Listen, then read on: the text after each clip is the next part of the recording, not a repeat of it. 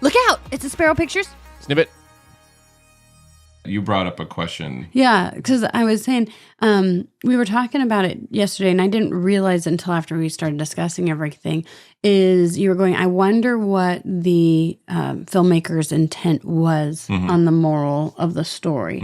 Because you said, it's named American Animal, and that if we were truly Darwinistic, you had talked about how we should be growing and not becoming more animalistic. Right. Well, so where I feel like the themes were a little bit muddled, which is why I feel like The Imposter is fundamentally a better film, because it's clear, it's clearer in focus. American Animals, I think, is more interesting. The production value is definitely there. But thematically, I feel like it kind of splinters off a little bit, and you're not quite sure what's being communicated.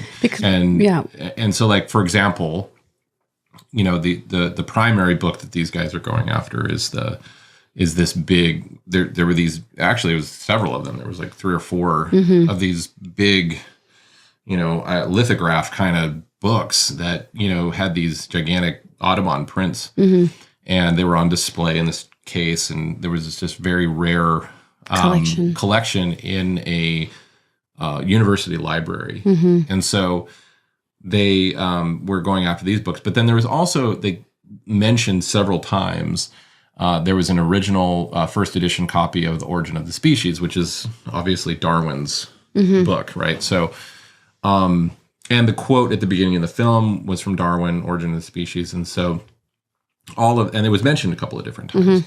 But what was interesting for me was they were trying to make something out of that. But when it got down to it, one of the guys at the end said, you're told all your life that you're special and all this other stuff. And then it turns out that you're not.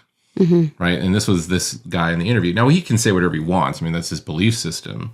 But it was kind of such a strong point. But the problem is that here these guys are essentially acting like animals, right? And they're reducing themselves down to base animal instincts and not violating, trying to steal. They end up don't ruin everything for everybody. No, but they end up tying up the librarian. Causing problems there. There was all of these issues, right, that was created, and they violated just normal morality, right? And each one of them felt really bad about that. Yep. Right? Every single one of them felt really bad about it and communicated remorse for having done it. Well, the problem with evolutionary thought is that if we are animals, and our animals is really just base instincts, then why are they? Why are they quandary? Well, yeah, exactly. Why are they in a moral quandary? Why are they expressing remorse? Because an animal would not do that.